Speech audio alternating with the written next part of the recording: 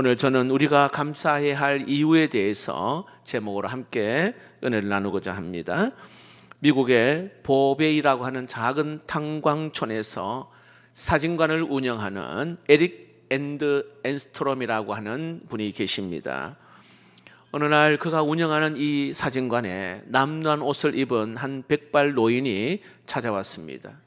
그리고 노인은 이렇게 이야기합니다. 죄송하지만 따뜻한 차 한 잔을 주실 수 있습니까? 이 엔스트롬은 그 노인을 자리에 앉히고는요, 따뜻한 수프와 빵 한 조각을 대접을 합니다.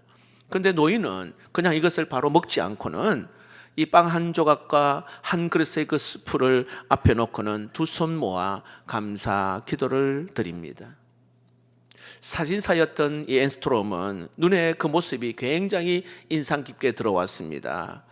이분은 세상적으로 보면은 그렇게 가진 것이 없는 분인데 그것과는 비교할 수 없는, 어찌 보면 가장 소중한 감사를 소유하신 분이구나 생각하고 그 마음의 감동과 도전이 되어서 바로 사진을 담았습니다. 훗날에 미술을 전공한 딸 로다가 이 사진을 유화로 그림으로 옮깁니다. 그 그림이 우리가 잘 알고 있는 감사 기도하는 노인의 작품입니다. 작은 소박한 빵 한 조각, 때로는 따뜻한 수프 한 그릇이 누군가에게는 바로 이렇게 감사 제목이 되었다는 겁니다. 여러분, 오늘 나에게 허락한 우리 가족들, 우리 또한 교회, 그리고 또 나에게 허락한 이 한 호흡, 생명의 한 호흡, 그리고 이 자리에 예배할 수 있는 이 자리, 여러분 감사로 바라볼 수 있는 시간 되기를 주의 이름으로 축복합니다. 감사는 여러분 아무리 강조해도 지나치지 않습니다. 사람과 사람 사이의 그 감사는요, 그 관계가 더 따뜻해지고 더 깊어지잖아요. 하나님과 우리와의 그 감사도 역시 우리의 믿음을 더욱 풍성하게 하고 하나님을 향하여 좀 더 가까이 나아갈 수 있는 그러한 시간이 되는 겁니다. 자, 오늘 우리가 읽었던 데살로니가 후서는 사도 바울이 데살로니가 교회에게 쓴 편지입니다. 그런데 여러분, 이 편지가 쓰일 그 당시에 데살로니가 교회는 평안한 상태가 아니었어요. 예수 믿는다는 이유로 굉장히 괴롭힘을 당했고 환난과 핍박이 있었던 그 당시였습니다. 보십시오. 그들을 위해서 정말로 기도하고 또 그들을 낳았던 사도 바울의 그 심정이 어떠하겠어요? 괴로움이 있고 고통이 있는 그들을 바라볼 때 그 마음이 어떠하겠어요? 부모와 멀리 떨어진 우리 자녀가 아프다는 소식을 들으면 이런 부모는요, 당장이라도 달려가고 싶은 마음 아니겠습니까? 사도 바울도 데살로니가 성도들을 향하여 그런 간절한 마음을 품고 있었습니다. 자, 그런데 놀라운 것은 바울이 이 고난 중에 있는 이 성도들에게 보낸 이 편지의 내용을 보니까 감사로 가득하고 있다는 거예요. 자, 상황을 보면 염려와 근심밖에 없는 상황인데 바울은 하나님께 감사하다고 그렇게 고백을 하고 있습니다. 왜 그럴까요?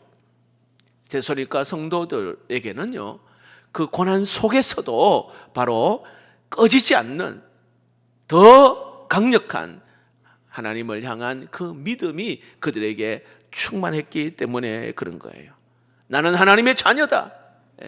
하나님은 우리 아버지이시다. 이런 견고한 그 믿음이 그들에게 있었기 때문에 그들에게는 충분히 하나님 앞에 감사할 수 있는 그러한 상황이 되었다는 것입니다. 그래서 여러분, 성도들은 하나님께 감사하고 사도 바울은 그렇게 하나님께 감사하는 성도들을 보면서 그는 감사하고 있는 것입니다.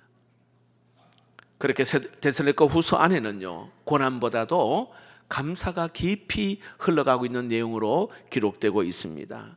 저도 우리 성도들을 이렇게 볼 때에 하반기에 우리 성도들의 모든 삶에 감사의 이유가 넘쳐나기를 축복합니다. 가정마다, 일터마다, 때로는 여러분의 자녀들마다 내가 하고 있는 모든 일 속에 하나님께 감사할 이유가 풍성하기를 주의 이름으로 축복합니다. 자, 그러나 오늘 이 자리에 여러분, 그 어떤 감사보다도 우리가 꼭 붙들어야 될 오늘 감사를 함께 소개합니다. 우리 자녀들, 우리 유초동부 어린이들, 청소년들, 말씀을 메모할 수 있으면 꼭 메모하십시오. 아마 평생 잊지 못할 하나님 말씀이 될 것인데, 이 감사는 잠깐 있다가 사라지는 휘발성의 감사가 아니라, 이 감사는요, 환경이 어려워도, 그리고 또 누군가 우리를 힘들게 하는 그러한 상황이 있어도 빼앗을 수 없는 그러한 감사를 오늘 사도 바울은 우리에게 소개하고 있습니다. 오늘 데살로니가 성도들에게 바로 이 감사가 있었단 말이에요. 자, 여러분들에게도 오늘 이 감사가 있기를 주의 이름으로 축복합니다. 자, 우리가 감사해야 될 이유 첫 번째, 따라해 봅시다. 하나님께서 우리를 선택하셨습니다. 13절 말씀을 한번 보겠습니다. 주께서 사랑하시는 형제들아, 우리가 항상 너희에게 관하여 마땅히 하나님께 감사할 것은, 첫 번째, 하나님이 처음부터 너희를 택하사, 이렇게 말합니다. 처음부터 너희를 택하셨다 말합니다.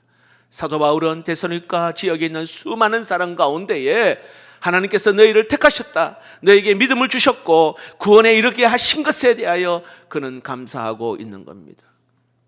여러분, 살아가면서요, 중요한 것 중에 하나가 선택이잖아요. 우리는 선택의 연속에 살고 있습니다. 아마 아침에 오늘 무슨 옷을 입을까 선택하셨을 거예요. 오늘 예배 자리에 와서 내가 어디에 앉을까 선택합니다. 우리 찬양팀 오늘 너무 잘하셨는데 어떤 찬양을 하나님께 올려드릴까 선택하는 겁니다. 우리 청소년들, 내가 어떤 대학에 진학할 것이고 어떤 전공을 할 것인가 고민하고 선택을 합니다. 우리 청년들 어때요? 어떤 직장에 갈 것이며 어떤 배우자를 만나 가정을 이룰 것인지 기도하며 선택을 합니다. 근데 여러분, 그거 아십니까? 하나님의 사람에게는요, 이게 우리의 선택보다 더 크고 놀라운 선택이 있다는 것, 이것은요, 하나님께서 우리를 선택하셨다는 사실입니다. 할렐루야. 우리가 먼저 하나님을 찾은 것이 아니라 하나님이 먼저 우리를 찾으셨습니다. 우리가 하나님을 붙든 것이 아니라 하나님이 우리를 붙들어 주셨다는 사실입니다. 그래서 수많은 사람들 가운데에 저와 여러분을 하나님의 자녀로 불러주신 줄로 믿습니다. 비교 종교학이라고 하는 그러한 학문이 있어요. 기독교와 다른 종교의 차이가 무엇인지를 분석하여 기독교의 탁월성을 알리는 학문이 비교 종교학입니다. 그런데 그 책에 보니까요, 세상의 많은 종교들은 공통점이 뭐냐 하면 인간이 바로 신을 찾아가려고 애쓴다는 거예요. 고행을 합니다. 수행을 합니다. 그리고는 도덕적으로 어떻게 착한 일, 선한 일을 쌓으면 신적인 존재에게 더 가까이 갈 수 있다고 생각하는 것이 세상의 공통점인 그러한 종교입니다. 그러나 우리 여러분, 기독교의 복음은 완전히 다른 방향입니다. 인간이 하나님을 찾아 올라가는 것이 아니라 하나님께서 인간을 만나기 위해서 이 땅에 오신 줄로 믿습니다. 죄인된 우리에게 찾아오셨고요, 오늘 우리에게 친구로 우리에게 되어주시기 위해서 이 땅에 오셨고 우리의 죄를 위하여 십자가에 대신 죽으셨습니다. 그리고 지금도 하나님은 우리 안에 계시고 그리고 우리와 함께 하시며 오늘 이 자리에 예배 가운데에 함께 하시는 줄로 믿습니다. 이것이 바로 복음입니다. 수많은 사람 가운데에 오늘 저와 여러분을 하나님의 때에 하나님의 방법으로 우리를 선택하셨다는 사실입니다. 저는 아버님이 목사님이시기 때문에 어릴 때부터 교회는 제 삶의 자연스러운 공간이었습니다. 교회라고 하는 것은. 그래서 주일이 되면 교회 가는 건 당연하고, 그리고 예배 드리는 것 당연하고, 그리고 기도하는 것은 굉장히 당연했습니다. 한동안 이렇게 생각했습니다. 나는 부모님 때문에 교회 다니게 되었구나. 우리 아버님이 목사님이시니까 내가 예수 믿게 되었다 생각했습니다. 우리 집안은 다 예수 믿으니까 나는 자연스럽게 신앙인이 되었구나 라고 생각한 거예요. 그런데 시간이 지나면서 믿음을 갖게 되면서 중요한 사실을 깨닫게 된 거예요. 뭘까요? 내가 우연히 교회 안에 들어와 믿음의 사람이 된 것이 아니었습니다. 부모님이 믿으니까 내가 믿은 게 아니라는 사실입니다. 돌아보니 하나님께서 먼저 나를 알고 계셨고 그리고 나를 주목하고 계셨다는 사실입니다. 그러니까 사람의 눈에 볼 때는 이 목회자 가정에 태어났기 때문에 자연스럽게 신앙생활 한 것처럼 보일 수도 있습니다. 그러나 하나님의 눈으로 볼 때에 그것은 결코 우연이 아닙니다. 하나님의 놀라운 섭리이고 하나님의 계획이었고 하나님께서 오래전부터 준비해 놓으신 은혜의 길이었다는 사실입니다. 그래서 여러분, 오늘 우리는 하나님께 이렇게 우리에게 말씀하십니다. 하나님께서, 읽어봅시다. 시작. 네가 세상에 태어나기도 전부터 나는 너를 주목하고 있었다. 창세 전부터 내가 너를 내 마음에 품고 있었다. 나의 때에 나의 방법으로 내가 너를 불렀다. 너는 우연히 믿음 안에 들어온 사람이 아니라 나의 선택의 대상이다. 할렐루야. 자, 보세요. 좀 쉽게 설명해 볼까요? 만약에 하나님께서 전 세계의 사람들을 다 불러 모아놓고요, 여기에 유능한 사람, 때로는 외모로 뛰어난 사람, 때로는 배경 좋은 사람, 이 좋은 사람들을 순서대로 쫙 이렇게 줄을 세운다면, 그 중에 여러분 상위 만약에 그 줄 세워가지고 상위 몇 프로만 내가 선택했다, 그렇게 한다면 여러분 이 자리에 있을 사람 있을까요? 이 자리에 들 사람이 있습니까? 그런데 하나님의 선택은 우리의 조건에서 시작되지 않습니다. 우리의 외모나 실력이나 능력이나 우리 어떤 배경, 자격 때문에 우리를 부른 것이 아니라는 사실입니다. 하나님은 나의 어떠함의 형편보다도 우리를 사랑하셨고 우리를 하나님의 자녀로 불러주신 줄로 믿습니다. 그러므로 내가 이 자리에서 하나님 앞에 예배하는 거 크신 은혜인 줄로 믿습니다. 따라서 여러분, 성경에서 말하는 가장 축복된 복은요, 하나님께 선택받은 그러한 복입니다. 아무 자격이 없는, 오늘 우리를 하나님 백성 삼으시고 자녀로 불러주셨습니다. 이 은혜를 붙들고 감사할 수 있기를 주의 이름으로 축복합니다. 한번 따라해 봅시다. 읽어봅시다. 시작. 우리를 하나님의 자녀로 선택해 주시니 감사합니다. 우리 사랑하는 우리 어린 친구들, 그리고 우리 청소년 청년들, 결코 이 메시지를 잊어버리면 안 돼요. 하나님이 나를 선택해 주셨다. 자, 두 번째, 오늘 여기 사도 바울이 감사한 이유는요, 따라해 봅시다. 성령으로 거룩하게 하셨습니다. 13절 말씀 하반절을 보시면은 이렇게 말합니다. 하나님께 감사할 것은 하나님이 처음부터 너희를 택하사 하자. 두 번째, 성령의 거룩하게 하심과, 이렇게 말합니다. 하나님은 우리를 선택하여 부르셨을 뿐만 아니라 성령으로 우리를 거룩하게 하셨다라고 말합니다. 여러분, 거룩하게 하셨다는 말은 우리를 깨끗하게 하셨다라고 이야기하는 거예요. 죄인인 우리를, 여기 거룩하신 하나님 앞에 죄인인 우리는, 그 거룩하신 하나님 앞에 우리는 누구도 설 수가 없는 자입니다. 하나님을 만날 수도 없는 자이고, 우리 너무나 추하고 더러운 자인데 어떻게 거룩하신 하나님 앞에 우리가 그분과 함께 할 수가 있겠습니까? 그런데 하나님께서 우리를 택하시고 예수 그리스도의 십자가의 보혈로 그 죄를 깨끗하게 씻어주신 줄로 믿습니다. 그래서 우리가 하나님 앞에 설 수 있는 거룩한 존재가 된 것이고, 오늘 이 자리에 하나님 앞에 예배할 수 있게 된 것입니다. 자, 그리고 놀라운 것은 거룩하게 된 오늘 우리에게 더 큰 은혜가 뭐냐 하면 성령 하나님께서 우리와 함께 하신다는 사실입니다. 그래서 여러분, 오늘 우리가 하나님을 예배하고 하나님의 이름을 부를 수 있고, 그리고 성령의 인도하심을 따라 살아갈 수 있게 된 겁니다. 좀 더 쉽게 설명하면, 요즘 여러분 날씨가 많이 무더워서 조심해야 될 게 식중독이잖아요. 평소에 괜찮았던 음식도 바깥에 이렇게 잠시 내놓으면 금방 상해버립니다. 김밥 같은 경우에는 냉장고 안에 잘 보관하면 아무 문제가 없을 그 음식도 냉장고 바깥으로 그렇게 벗어나면, 냉장고 바깥으로 나가면 부패해집니다. 겉으로는 멀쩡해 보여요. 하지만 이미 점점점 상해가고 있는 거잖아요. 우리가 바로 그런 존재라는 것입니다. 하나님 안에 있을 때는 생명이 있고, 하나님 안에 있을 때는 은혜가 있고 질서가 있습니다. 그런데 여러분, 인간이 하나님을 떠나면 그때부터 우리의 영혼은 병들기 시작하는 거예요. 마음이 부패해지고, 그리고 타락한 모습들, 그리고 내 생각과 내 마음이 어두워지게 되는 겁니다. 세계적인 신학자 폴 딜리헤는요, 존재의 용기라고 하는 이 책에 현대인들의 그 내면에 드리워진 어둠의 그림자가 있다고 말합니다. 오늘 우리 모두가 다 현대인들이 가지고 있는 어둠의 그림자가 있다는 거예요. 사람들은 지식이 있어요. 공부도 많이 했습니다. 기술도 있어요. 또 이전보다 더 편하게 우리가 살고 있잖아요. 풍요롭게. 그러나 그 마음 깊은 곳에 쉽게 드러내지 못하는 세 가지의 아픔이 있다는 겁니다. 그 첫 번째가 뭐냐면 공허함입니다. 공허감. 여러분 경험한 적 있나요? 많은 것을 가진 것 같은데도 한쪽에는 허전해요.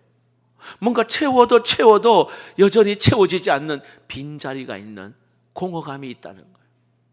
또 하나는요, 죄책감이 있다는 겁니다. 겉으로 나름대로는요, 의롭게 그렇게 살아가는 것 같고 도덕적으로 산 것 같은데 마음 깊은 곳에 지울 수 없는 그런 죄의식이 있다는 거예요. 또 하나는요, 공포감입니다. 공포감. 이거는요, 내 일을 알 수가 없고, 그리고 인생의 끝을 알 수 없는 것이기 때문에 마음 깊은 곳에 두려움이 찾아요. 죽음에 대한 두려움도 있고 질병에 대한 두려움이 있는 거예요. 내일을 알 수 없기 때문에. 근데 여러분, 이러한 모든 문제는요, 어떤 돈으로도 해결할 수 없고 과학으로도 해결할 수 없고 또 어떤 쾌락으로도 이 문제를 해결할 수 없는 공허함, 죄책감, 공포감, 해결할 수 없어요. 그러나 오직 성령께서 우리 안에 들어오실 때에 우리를 새롭게 변화시켜 주실 줄로 믿습니다. 고린도후서 5장 17절 말씀에 그런즉 누구든지 따라해 봅시다. 그리스도 안에 있으면, 자, 그리스도 안에 있으면 새로운 피조물이라 이전 것은 지나갔으니 보라 새 것이 되었도다 라고 말씀합니다. 예전에 우리는요, 하나님을 떠나 여기에 부패하고 타락한 존재였습니다. 그러나 예수 그리스도를 믿고 성령께서 우리 안에 거하시면서 우리는 다시 시작할 수 있는 사람이 되었다라고 말합니다. 죄를 지었던 사람도 다시 시작할 수 있고, 때로는 관계에 실패했는 사람도 다시 일어날 수 있고, 때로는 넘어졌던 사람도, 때로는 병들고 지친 사람도 예수 안에서 새로운 피조물이 된 줄로 믿습니다. 여러분에게 오늘 예배드린 여러분에게 질문을 드립니다. 여러분은 예수님을 나의 구주로 영접하셨습니까? 그렇다면 성령 하나님께서 우리 안에 계신 줄로 믿습니다. 그분은 우리를 떠나지 아니하시고 결코 우리를 버리지 아니하시고 책임져 주실 줄로 믿습니다. 이 은혜를 오늘 여러분 감사 제목으로 올려드릴 수 있기를 바랍니다. 한번 따라해 봅시다. 앞에 화면을 보시고 읽어볼까요? 자, 따라해 봅시다. 우리를 성령으로 거룩하게 하시고 함께 하시니 감사합니다. 네, 성령으로 거룩하게 하시고 그리고 내 안에 그 하나님이 함께 하심에 감사하는. 자, 마지막으로 세 번째 우리가 감사해야 될 이유, 진리를 믿음으로 구원받게 하셨습니다. 13절 말씀을 다시 한번 보시면 하나님께 감사할 것은 하나님이 처음부터 우리를 택하셨다. 두 번째, 성령의 거룩하게 하심고, 세 번째로 진리를 믿음으로 구원을 받게 하셨다 말합니다. 무엇을 믿음으로? 진리를 믿음으로. 믿어지는 복이 굉장한 은혜와 굉장한 감사예요. 하나님께서 우리에게 가장 참 주신 은혜가 있다면 하나님은 지금도 살아 계시다는 사실이 믿어지는 것인 줄로 믿습니다. 여러분, 이 성경이요, 하나님의 말씀이란 사실이 믿어지는 거 큰 은혜인 줄로 믿습니다. 얼마나 여러분 큰 은혜인지 몰라요. 이것을 믿어지지 않으면 여러분 교회를 다녀도 종교 생활에 불과합니다. 그러나 하나님께서 이 믿음을 하나님이 주시면은요, 말씀이 들려지고 깨달아지고 내가 어떻게 살아야 될지를 명확하게 알게 되는 것입니다. 여러분, 우리가 받은 이 구원은 우리가 노력해서 얻은 것이 아닙니다. 하나님께서 선물로 주신 것인 줄로 믿습니다. 그러므로 우리는 그 진리를 믿음으로 우리가 구원받은 것입니다. 그러므로 우리 안에 여러분 믿음이 있다는 것은 놀라운 감사 제목입니다. 믿음이 있다는 것은. 자, 구약의 민수기에 보면 이스라엘 백성들이요, 하나님께 불순종하다가 징계를 받습니다. 하나님께서 광야에 불뱀을 보내가지고요, 그 불순종한 그들을 물게 하셨습니다. 백성들은 고통 가운데 죽어갑니다.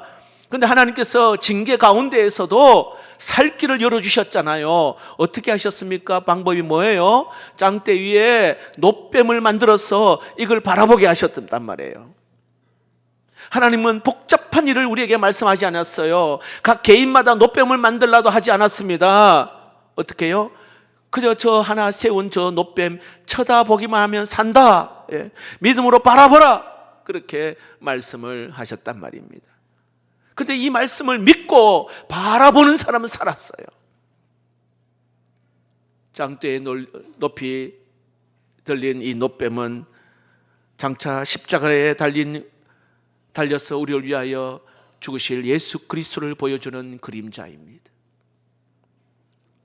오늘 우리에게도 동일하게 말씀합니다. 십자가에 달린 예수 그리스도를 바라보라. 그를 믿는 자는 구원을 받으리라 말씀합니다. 믿음으로 바라보는 자는 살지만은 끝까지 믿지 않고 바라보지 않는 자는 영원히 죽는 겁니다. 오늘도 마찬가지입니다. 십자가는 모든 사람 앞에 세워졌습니다. 모두가 그 십자가를 믿음으로 바라보는 것은 아닙니다. 오늘 여기에 그래서 믿어진다는 것은 큰 은혜이고 감사해요. 믿어진다는 것은. 이번에 우리 수련회 청소년들 우리 주일학교 여름 성경학교 수련회 단기 성경 같이 기도하고 말씀을 듣고 그런 가운데에 정말 하나님이 살아계시고 하나님이 나의 죄를 위하여 십자가에 대신 죽으셨다는 사실, 그 하나님이 믿어지는 은혜가 있기를 주의 이름으로 축복합니다. 저는 이 말씀을 준비하면서 하나님께서 나를 사랑하시고 예수 그리스도의 십자가로 나를 구원하셨던 사실이 믿어진다는 것이 얼마나 감사한지. 여러분, 만약에요 내가 이거 믿어지지 않는 상황 가운데 어떻게 여러분 평생 말씀을 전할 수 있겠어요? 내가 못 믿는데 어떻게 믿으라고 권할 수 있겠습니까? 그러나 저는 이 복음이요 확실하게 믿어지기 때문에 더 담대하게 더 설레는 마음으로 전하게 되는 줄로 믿습니다. 여러분들에게 한번 질문해 보십시오. 하나님께서는 우리를 사랑하신다, 나를 사랑하신다는 사실을 여러분 믿으십니까? 예수님께서 나의 죄를 위하여 대신 십자가에 돌아가셨다는 사실이 믿으십니까? 성경이 하나님의 말씀이라는 사실이 믿어지십니까? 여러분, 오늘 아멘 하신 분은 2026년 하반기에 가장 보석같이 빛나는 믿음이 있기를 주의 이름으로 축복합니다. 따라해 봅시다. 진리를 믿음으로 구원받게 하시니 감사합니다. 네, 진리를 믿음으로, 진리를 믿게 됨으로 구원받게 하시니 감사합니다. 말씀을 맺겠습니다. 사도 바울은 환난과 핍박 가운데 있는 대적과 성도들에게 하나님께 감사할 이유를 이야기합니다.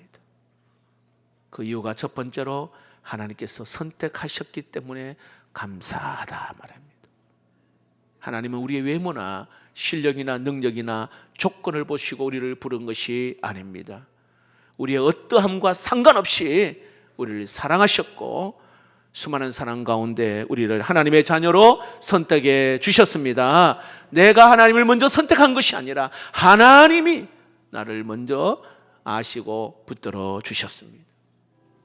또한 두 번째로 성령으로 우리를 거룩하게 하셨기 때문에 감사합니다. 우리는 죄로 인하여서 하나님께 더 이상 가까이 갈 수 없는 존재가 되었습니다. 그러나 예수 그리스도의 십자가의 그 보혈로 깨끗하게 용서함 받은 줄로 믿습니다. 그리고 성령이 내 안에 계시기 때문에 우리는 새로운 사람으로 변화된 것입니다. 세 번째로 진리를 바로 믿음으로 구원받게 되었다는 사실에 우리가 감사하는 겁니다. 하나님이 살아계시다는 사실이 믿어지고 이 성경이 하나님 말씀이라는 사실이 믿어지고 예수의 십자가의 그 보혈로 내가 구원받았다는 이 사실이 믿어지는 것, 큰 은혜인 줄로 믿습니다. 이 놀라운 은혜를 여러분 우리 하나님께 감사 박수 드리겠습니다. 네.